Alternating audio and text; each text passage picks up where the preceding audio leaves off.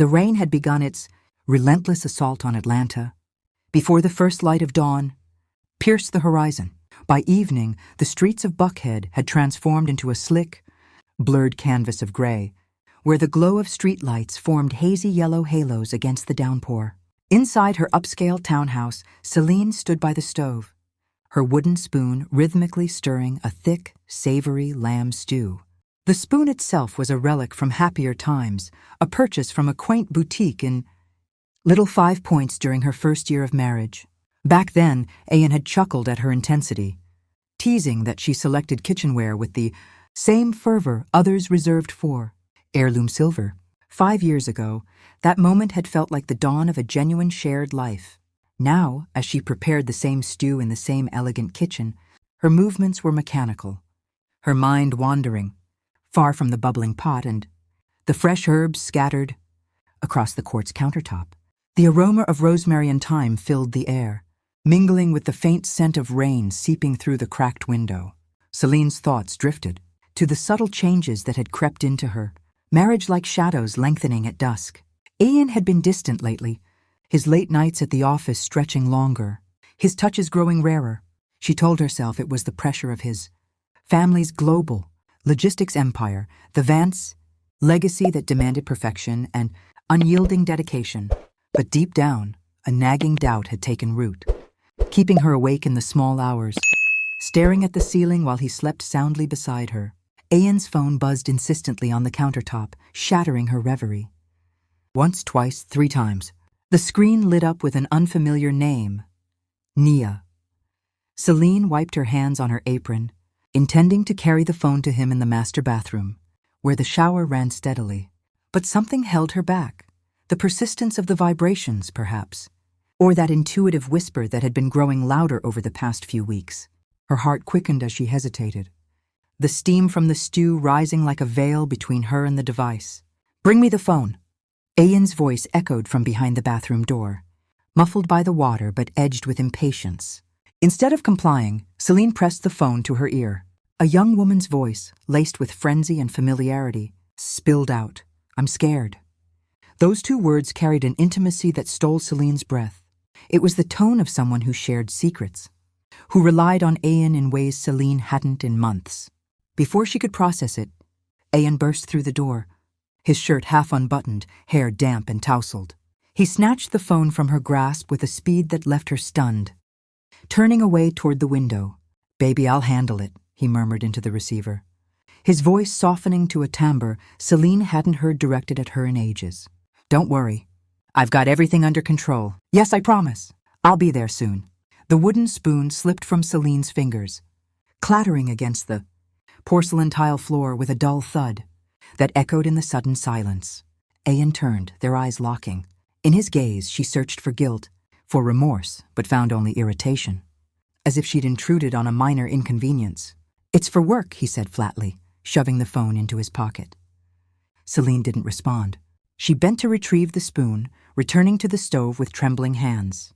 Questions swirled in her mind, but she knew asking them would be futile.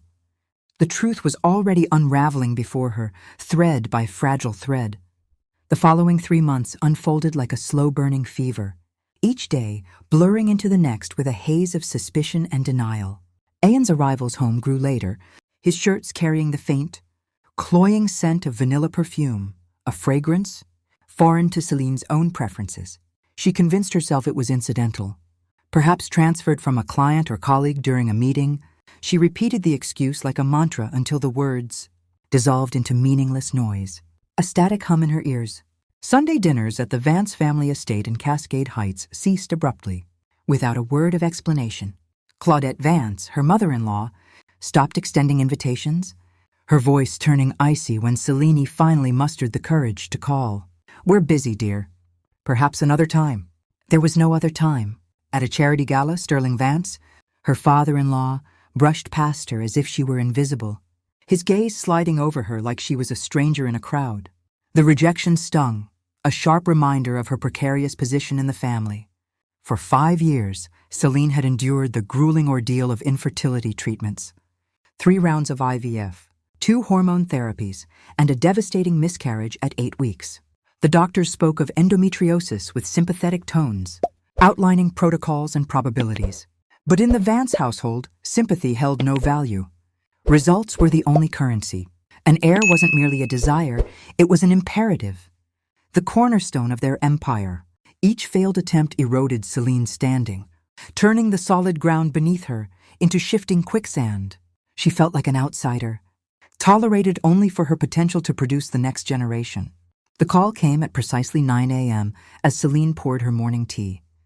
Claudette's voice was crisp and detached, like the executive dictating terms in a boardroom. I expect you at the estate at 3, exactly 3, not a minute early, not a minute late. And don't you dare call me Mom. I'm no longer that to you. What happened? Celine asked, the teacup growing heavy in her hand. You'll find out when you get here. If you're late, security won't let you through the gates. The line clicked dead.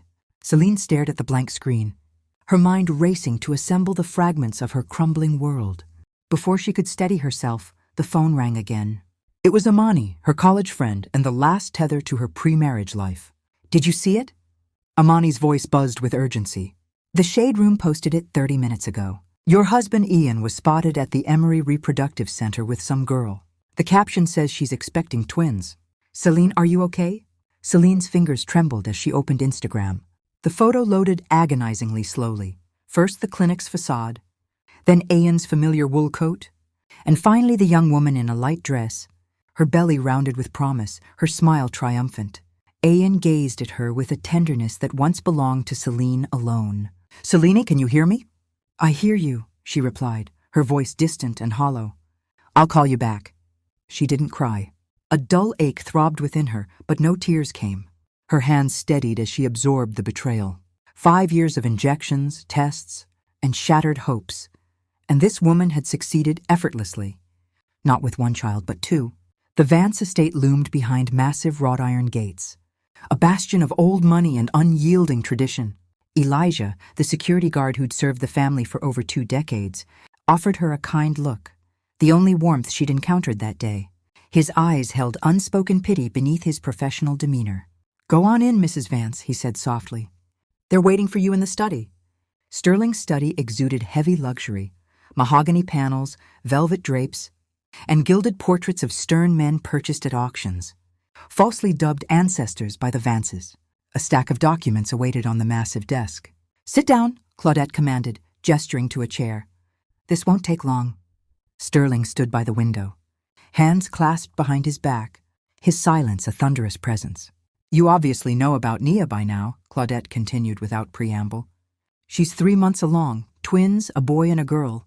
We need an heir. And since you are incapable of providing a legacy— Incapable, Celine echoed, her voice steady despite the storm inside.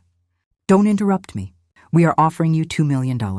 You sign the divorce papers, a non-disclosure agreement, and we part ways like civilized people. You have 3 days to think it over. Celine scanned the top document. Divorce terms, a gag order, bans on media and social interactions, and a suggestion to leave Atlanta for 3 years. Why do I have to leave? She asked, her tone even. Claudette feigned concern. Why would you want to stay, honey? To watch Ian marry someone else? To run into them with the children at restaurants or the park? It would be hard on you. You want me to disappear? Celine stated, setting the papers down as if they scorched her skin. Don't be dramatic, Sterling interjected, turning from the window. We're offering you a dignified exit.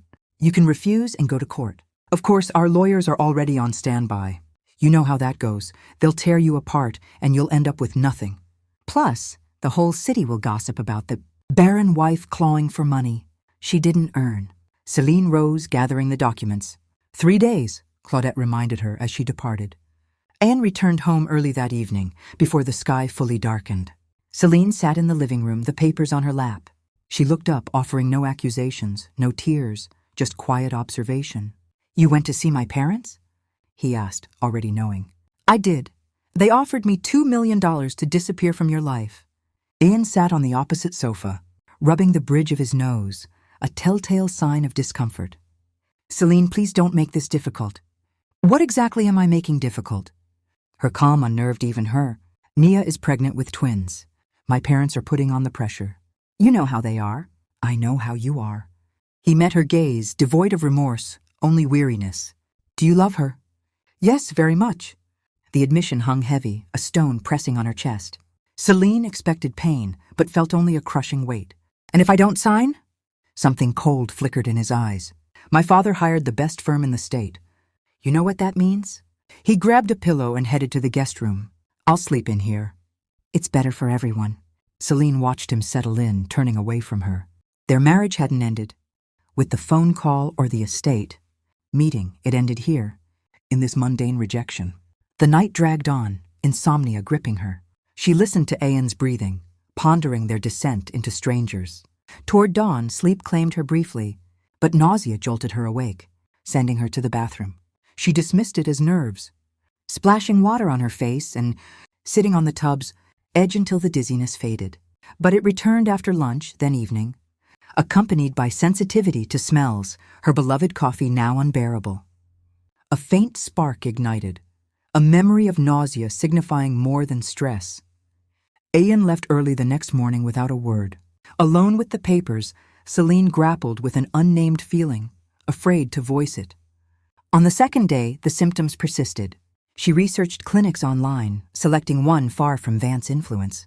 The drive felt eternal, her mind a whirlwind of what-ifs. The young doctor, with thin-rimmed glasses and a neat beard, listened attentively, ordering tests. Celine waited in the hallway, flipping through outdated magazines, absorbing nothing. "Celine Vance," the nurse called. The doctor's expression shifted from routine to something profound. "You're pregnant. 6 weeks. That's impossible. I have endometriosis. 5 years of treatments, 3 IVFs, 2 hormone therapies." He showed her the results. "Would you like to repeat the test?" She left in a daze, rain pattering unnoticed. In her car, keys slipped from shaking hands. 5 years of torment, and now this, amid ruin. Amani found her in a cafe, untouched tea before her. "You're white as a sheet. What happened?" "I'm pregnant." Amani's face cycled through emotions. "Don't tell a soul, especially them. If they find out, they'll try to take the baby. To them, you're just an incubator." "Amani, I don't know what to do." "Sign their papers and leave. The further the better." That night, Selene spread the papers on her bed alongside her medical history. Hand on her belly, she felt companionship. The choice clarified: fight and risk exposure or sign and flee with security. On the third morning, she called Claudette. "I'll be there at 2 to sign everything." The estate's wrought iron gates closed behind Celine with a soft, final clang that echoed longer in her mind than the sound itself deserved. She had arrived at precisely 2 p.m., not a minute early or late, carrying only the divorce, papers and the small leather folder containing her medical history. Claudette had clearly expected resistance. Tears, perhaps, or a last-minute plea for more money, or at least some dramatic confrontation that would allow her to deliver rehearsed lines of cold superiority. Instead, Celine moved through the study with the calm precision of someone who had already made peace with the ending.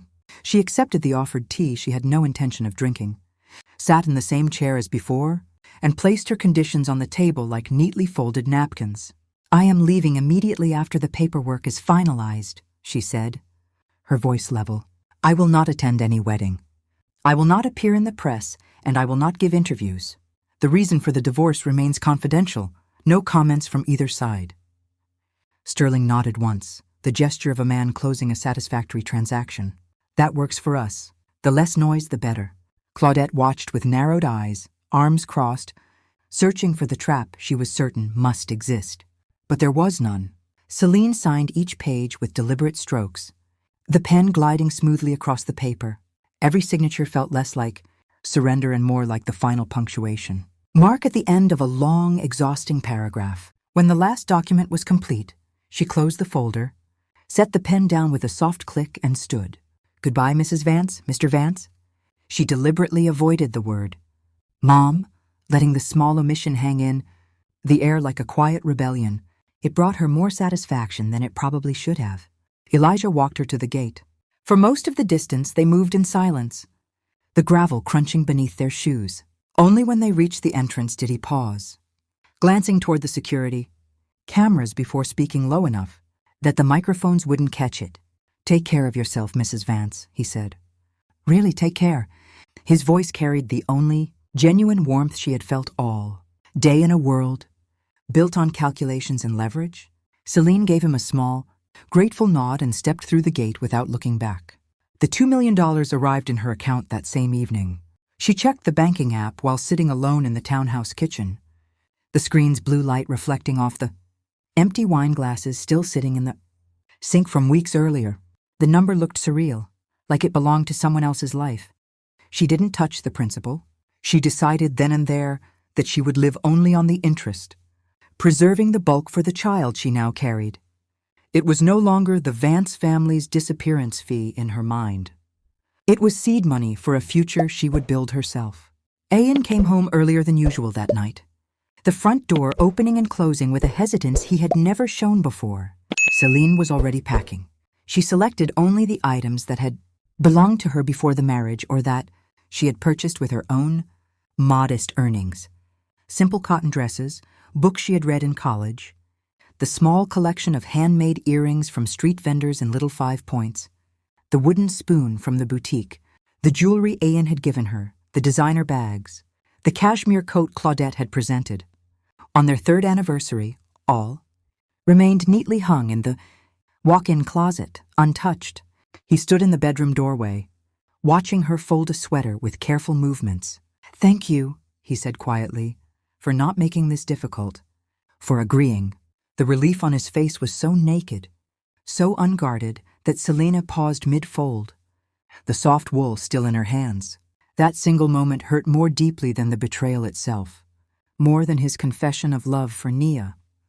She had been reduced, in his eyes, to a problem finally solved, a line item crossed off a to-do list. "Don't mention it," she replied, and returned to packing, making the conversation unmistakably over. Amani saw her off at the train station the next morning.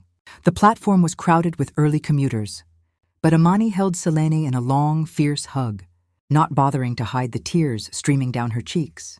She pressed a canvas tote filled with snacks, herbal teas, ginger candies for nausea, and a thermos of chamomile into Celine's hands. "Call me every day," Amani ordered, voice thick. "Every single day. And don't you dare change your number. I need to know you're okay." "I won't," Celine promised. "And I want you to keep an ear out. If they're planning anything, I need to know." The train pulled away smoothly, gathering speed until the familiar skyline of Atlanta blurred into streaks of steel and glass. Celine rested her hand on her still flat stomach and whispered so softly the words barely left her lips. "Now it's just you and me." Savannah welcomed her with a gentle drizzle and the silvery, diffused light that filtered through Spanish moss draped over ancient oaks. She had chosen the city almost on instinct, far enough from Atlanta to feel like escape, close enough to the coast that the air carried salt and possibility. She rented a modest 1-bedroom apartment in the historic district, tucked into a quiet courtyard where the plaster walls revealed patches of old brick beneath. In the mornings, she could hear birdsong from the nearby square. In the evenings, warm lamplight glowed in the windows of neighboring homes, reminding her that other people were living ordinary, unbroken lives. The days settled into a gentle rhythm. Mornings began with tea by the window, watching mist rise from the rooftops while she tried to accustom herself to this new version of her body and her future. She walked along the riverfront most evenings, pausing on the uneven cobblestones to watch the dark water mirror the street lamps. The loneliness was heavy, especially on humid nights when time seemed to stretch and contract without warning. But it was a loneliness she could bear because it belonged to her alone. At 12 weeks, she attended her first ultrasound at a bright, modern clinic with glass walls and courteous staff who never once asked intrusive questions. The technician moved the wand gently across her abdomen, and there it was, a tiny flickering dot on the monitor, stubborn and fast at 150 beats per minute. "Everything looks good," the doctor said. A middle-aged woman with kind eyes and a soft southern drawl, developing perfectly. No abnormalities. Celine left the clinic clutching the grainy black and white printout. She sat on a bench in the small park across the street, rain beginning to dampen her hair, and studied the image for a long time. To an untrained eye, it was only smudges and shadows. But to her, it was proof of life, persistent, miraculous hers. Amani's weekly video calls became sacred. Every Sunday at the same hour, the screen would light up with her friend's familiar face. usually framed by the chaos of her Atlanta apartment. "How's the nausea?" Auntie would ask first. "Manageable," Selena would answer, though some mornings it still sent her sprinting to the bathroom. "Are you eating enough?" "You look too thin." "I'm eating. I promise." Auntie always ended with the same question, voice dropping to a near whisper. "You're still not planning on telling him? Right?" "No," Celine would reply. "I don't want this child born in the middle of negotiations and deals. I don't want his existence to be a bargaining chip, to support herself beyond the interest payments." Celine began offering online English literature tutoring. She started with one high school student struggling with Shakespeare, then 3, then 5. The income was modest, but it was earned through her own effort. And that distinction mattered deeply. She refused to live entirely on the money the Vances had paid to erase her. Elijah's call came unexpectedly one afternoon, while she was grading an essay on Pride and Prejudice. The old security guard spoke carefully, as though testing each word before releasing it. "I just wanted to check on you," he began. "How's the weather in Savannah?" "Humid," she said, smiling despite herself, "but beautiful." A pause, then almost casually, "Ian has changed quite a bit since you left. Drinking heavily, fighting with his parents almost every day. They say there are problems at the office, missed deadlines, lost focus." Celine set her red pen down. "Why are you telling me this, Elijah?" Another long silence. "I don't know," he admitted finally. "I just thought you should know. Just in case." She thanked him and ended the call, unsettled. Later that week, Auntie sent a link to a gossip blog. Ian and Nia's wedding was set for early April at a luxury coastal resort. The accompanying photo showed them outside a restaurant, hands intertwined, Nia's bump artfully highlighted by a flowing dress. Celine studied the image, waiting for jealousy or pain. Instead, she felt only a detached curiosity, as though she were looking at strangers. Another week passed, and more news arrived via Auntie. Nia had been placed on strict bed rest in a private clinic due to risk of premature labor. No visitors except immediate family. "If something happens to those twins," Auntie warned during their next call, "they might suddenly remember you exist. They still need that air."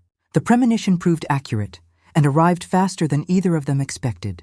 Auntie's voice cracked when she called late one evening. "Are you sitting down?" "You need to be sitting down." Celine sank onto the couch, heart already pounding. "A friend who works at the clinic just messaged me.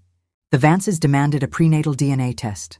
They wanted confirmation before the wedding, before any official announcement of heirs." The results came back. A long, trembling pause. "Ian isn't the father. The twins aren't his. Nia was seeing some personal trainer the entire time. The wedding is cancelled. They're saying Claudette nearly had a stroke when she found out." Celine sat in stunned silence, trying to absorb the reversal. The woman for whom her marriage had been dismantled, for whom she had been paid to vanish, had been running a calculated deception. Ian, who had discarded his wife for what he believed was true love, had been used as little more than a high-status ATM. "Celine, are you okay?" "I don't know," she answered honestly. "I should feel something, triumph, spite, relief. But I'm just tired." A week later, Ian appeared at her door. He was alone, no lawyers, no parents.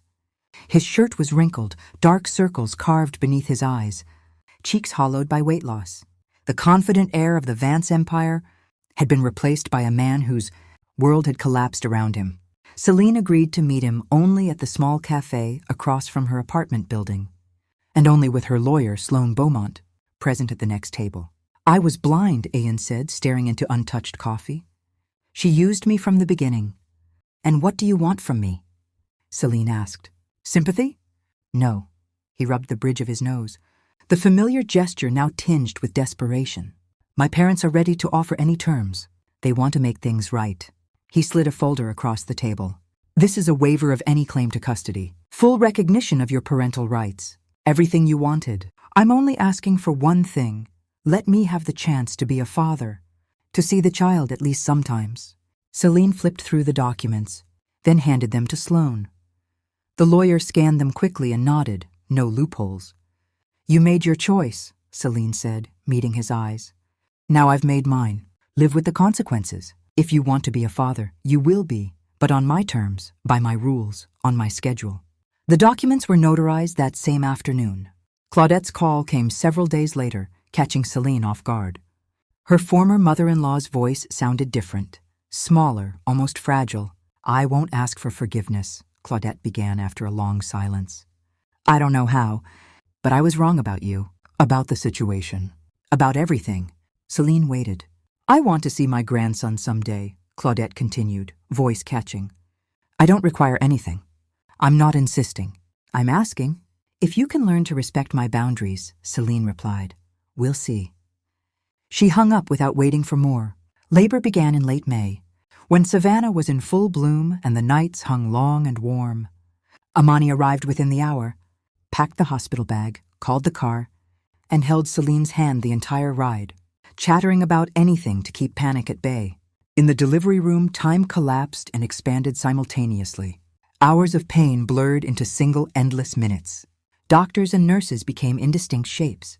For one terrifying moment, Celine thought she couldn't continue, but then she reached inward, spoke silently to her son, and found the strength for one final push. The newborn's cry shattered the room's tension. The doctor laid the tiny, warm, wrinkled body on her chest. The world narrowed to the rise and fall of that small ribcage against her skin. "Welcome, son," she whispered through tears. Eamon arrived at the hospital on the third day after the birth, carrying a bouquet of white lilies that looked almost comically out of place in his unsteady hands. The flowers were still wrapped in clear cellophane, the price tag still attached, a small, human detail that made Celine's chest tighten in a way she hadn't expected. He stood at the doorway of the private room, hesitating like a man who had forgotten how to cross thresholds that once belonged to him. "Can I?" he asked quietly, voice barely above a whisper. Celine, propped against pillows with the baby sleeping in the bassinet beside her bed, studied him for a long moment. Exhaustion still clung to her like damp cloth, but clarity had returned with the morning light. She nodded once. He stepped inside slowly, as though the floor might give way beneath him. His eyes went immediately to the bassinet. For several heartbeats he simply stared, the lilies forgotten in his grip. Then tears began to track silently down his cheeks, silent, unhurried tears that seemed to surprise even him. "Can I hold him?" he asked, voice cracking on the last word. Celine showed him how, one hand supporting the tiny head, the other cradling the small back. Eamon lifted his son with the reverence of someone handling something infinitely fragile, something that might shatter if he breathed too hard. He stood in the middle of the room, awkward and motionless, as though afraid any movement would break the spell. The baby stirred, tiny fingers flexing against Eamon's shirt, and something raw and unguarded passed across Eamon's face. Something Celine had never seen there in all their years together. "Thank you," he said at last, voice thick, "for bringing our son into the world." She didn't reply. The chasm between them remained unbridgeable. But for the sake of this small, perfect being, she was willing to allow Eamon a narrow path across it. Not for his redemption, not for reconciliation, for the child who deserved to know his father, even if that father came bearing heavy baggage. Claudette arrived the following afternoon. She lingered in the doorway far longer than Eamon had, hands clasped tightly in front of her, posture rigid with the effort of restraint. This was the woman who had once commanded rooms without raising her voice, who had orchestrated Celine's exit with the precision of a corporate merger. Now she looked diminished, uncertain, almost elderly in a way that had nothing to do with years. Celine watched her former mother-in-law from the bed, waiting. Claudette did not step forward until given explicit permission. "May I see him?" she asked, the question so soft it barely carried. Selene inclined her head.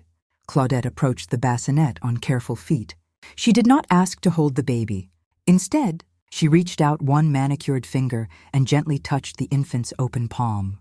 The tiny hand closed reflexively around her finger, a perfect, instinctive grip. Claudette froze. Her eyes filled, but she did not let the tears fall. "He's beautiful," she whispered. "A beautiful boy." "What happens next is up to you," Celine said quietly. "But I have only one requirement: respect my boundaries, completely. No pressure, no manipulation, no attempts to insert yourselves into decisions that are mine alone. If you can do that, we'll see what the future allows." Claudette nodded once, sharply, as though sealing a contract with herself. "I understand." She left shortly afterward, without argument, without demands. It was the quietest departure Celine had ever witnessed from her. A year slipped by in Savannah, like pages turning in a gentle breeze. The historic district apartment became a true home. Bookshelves lined with secondhand volumes, a small wooden crib by the window where morning light spilled across the baby's face each dawn, potted herbs thriving on the narrow balcony. Celine's online tutoring business grew steadily. Word of mouth brought more students. Recommendations from satisfied parents turned into a reliable rhythm of income. She worked during naps and quiet evenings, building something entirely her own. Eamon visited once a month. He arrived by train, never by private jet, never with fanfare. He came alone, dressed simply, and spent his hours on the living room floor with his son, building block, towers that inevitably toppled, reading picture books in a voice softened by awe, letting small fingers explore the unfamiliar stubble on his chin. He never pressed for more time than Celine allowed, never hinted at reconciliation or forgiveness. He simply showed up, present and careful, and left when she said it was time. Claudette visited twice in that first year. She brought age-appropriate toys, soft blankets, a tiny silver spoon engraved, with the baby's initials, gifts, chosen with surprising thoughtfulness rather than ostentation. She never overstayed. She sat on the edge of the couch, hands folded, and watched her grandson play. When it was time to go, she thanked Celine quietly and departed without argument. Auntie remained the constant anchor. She visited as often as her Atlanta schedule allowed, usually arriving with a suitcase full of impractical but irresistible baby clothes and a determination to make Celine rest. She was named godmother the day after the birth, a title she wore with fierce pride.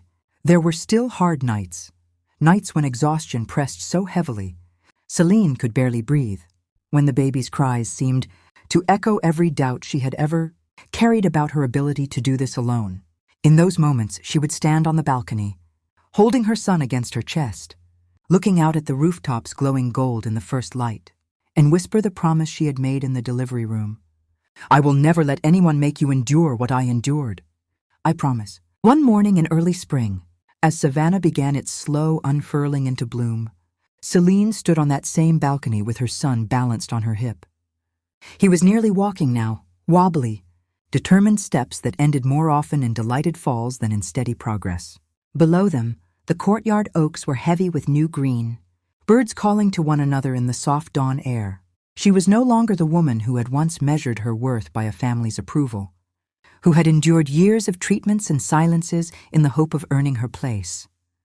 She no longer waited for permission to exist, no longer shaped herself to fit someone else's frame. She lived for herself and for the small boy who reached chubby hands toward her face, babbling nonsense syllables that felt more meaningful than any declaration of love she had ever heard. Eamon's train would arrive that afternoon. He had texted the night before, simple, polite, asking if the visit was still all right. She had replied yes. Claudette had sent a message too, attaching a photo of a handmade quilt she was finishing, asking, never demanding, whether she might bring it next time. Celine looked down at her son's dark curls, so like her own, and felt a quiet certainty settle into her bones. The past had not vanished. Betrayal still carried weight. Memories still stung in unexpected moments. But it no longer defined her present.